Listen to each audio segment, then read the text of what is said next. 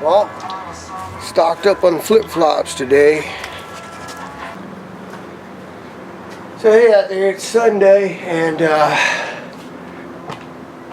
just come back from a little morning hike, or afternoon hike. It's already 3 o'clock. Perfect weather. It's an overcast. Little humid though, you know. Wearing my good shirt. I don't want to get my good shirt all sweaty, but oh well. I feel good after a good little hike. I stopped at CVS flip-flops from CVS. Nothing fancy, 12 bucks, right? Gotta get them while they're available, because man, once they're gone, they're usually gone. It's gotta stock up now because it's the end of summer, and shit, try finding these in the middle of winter in January. Gotta have something, right? I won't be working for a while, and I no need to be wearing these every day. Big old boots. We'll see. I gotta find a way to generate some kind of income going on here. I do have people calling me for work already though. Hey man, we're always looking for a good plumber.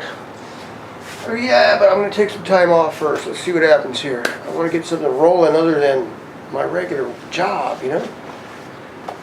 How many of you guys out there want to change your jobs, do something different?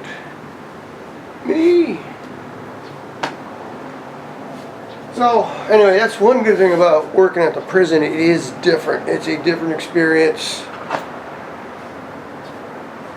Interesting. Don't know whether I'll be back or not. Like I said, I'd really like to do something else. Yesterday I was trying to put my switches together, and I was thinking something like that. You know, this is under, like, you got the radio and this thing, or the AC controls, and then this thing. My issue is, where are we at? Oh, I don't want these two switches on there. I want another one, and I want another one of these. Couldn't find one of these at all the auto parts stores, so I went online. Sure enough, there you go on Amazon, 11 bucks. So now I just gotta wait, and I'll put this one right on side next to, yeah, right next to this one. I'll put another one, another 4 switches on the side there. And the reason why I got 4 switches is it's nice to have spares, because I've got fog lights on that truck, but I got no switches for them. Because it came factory. The LT, I guess, doesn't come with fog lights. So the aftermarket bumper has the fog lights, but there's no switch on the dash or anything for them. So there's one switch, right? Then I got the LED on the bumpers, and then I got the LEDs on the roof. And I might want to put some optional lights, like ground lights or reverse lights. I do have extra lights. I've got 3 of those 30-inch light bars here. I'm thinking, hey, I can put one on the sides, you know, maybe one on the back. But yeah, that's a good thing about having extra switches. You don't want to put 4 on and then later on have to put 4 more, because all the time it takes to wire this stuff. So I started wiring them, and I'm gonna, like I said, this one's gonna go. The two switcher is going to go. Put another 4 in there. But this is how I'm wiring it. So you need a ground and you need a power supply. So there's my supply. Let's see, yellow is the power in, the black is the ground, and you got to run a wire to each one. So I just loop them together like that, like that. The output is in the middle. That sends 12 volts out to my relays, which will be back in the back of the truck. So the reason why this has a ground, and the only reason for that, is to operate the indicator lights. You don't have to hook that up, but your lights won't work. They won't light up pretty.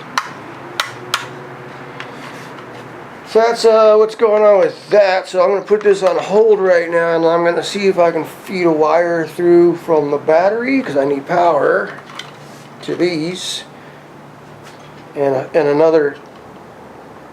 I just want to put a power supply in there. Okay. And then I want to run I need to run a control wire back to my relays, which will be in the back of the truck. So it's all about routing the wire now, somehow outside, inside the cab. Now in the Tacoma, when I had to run the wires, the body, like for my CB antenna, underneath the floor on the back seat, they had these rubber plugs in the floor. So you just cut a little hole or slice it so you can feed the wire through. You don't want to make a big hole. Just feed the wire through for my CB cable. And then for the power in the cab, there's a rubber boot with some wires going through. So I just had to shove the wire in through that. I use like a coat hanger, you know. Stick the coat hanger through, grab it on the other end. Okay, hook your wire on and pull it back through the rubber. All that takes time. I got to run the CB antenna on this. I got to run the control wires, and I got to run a wire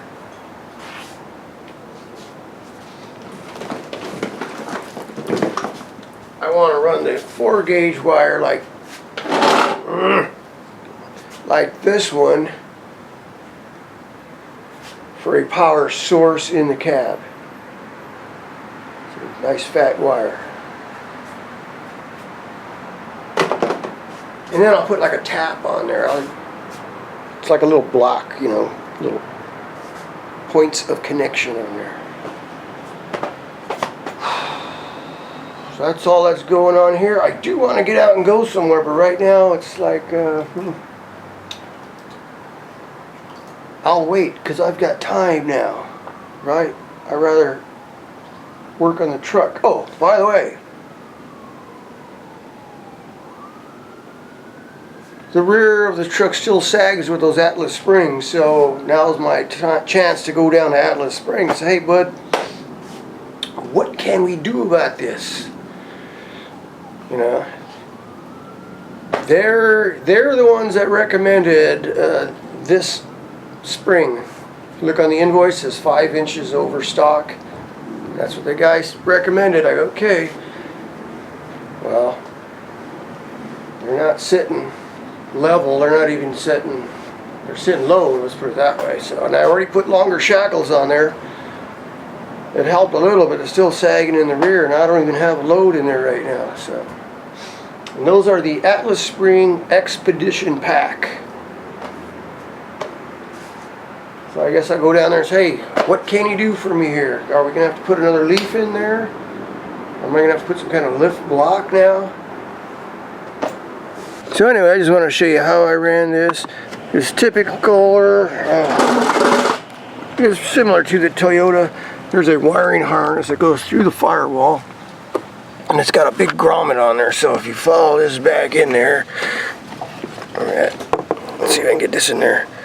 Yeah, there's a wire harness right there. That's that shiny thing right there. And it goes through the firewall.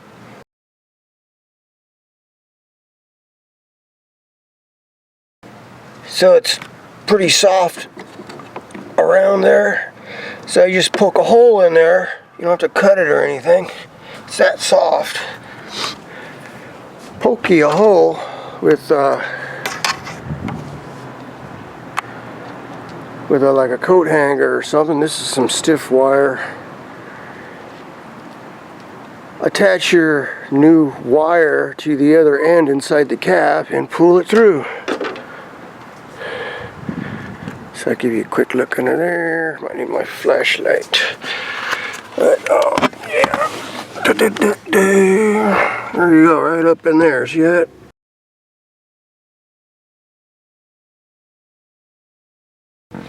That's what it looks like inside. Okay, I still don't have my switches yet, but like I said, I got to get power to the switches. So I'm going to run that fat wire here so I can run I'll have some other options to hook things up, and I'm going to run one of these from Install Gear. So you cable in, and then it's got taps so you can run smaller wire out.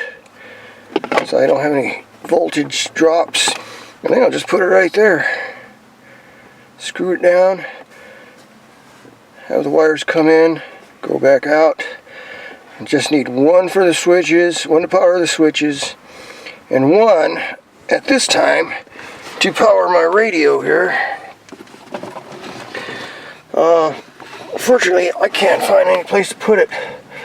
I wanted to put it right here in this spot, but there's just no room for it. It's, you know, it'd be nice, but like I said, I investigated yesterday to see what's back in here, and there's just not enough room. There's stuff in there. Now you can buy smaller radios. There's plenty of smaller radios that have all the controls and the microphone, but this radio here is like a high performance radio, so that's why it's so large. That's why it's got that heat sink on the back there. So what are you going to do? You know, this is a sideband Galaxy DX 959, and this is going to go, I think I'm going to end up putting it just right there. So watch your knees, yeah.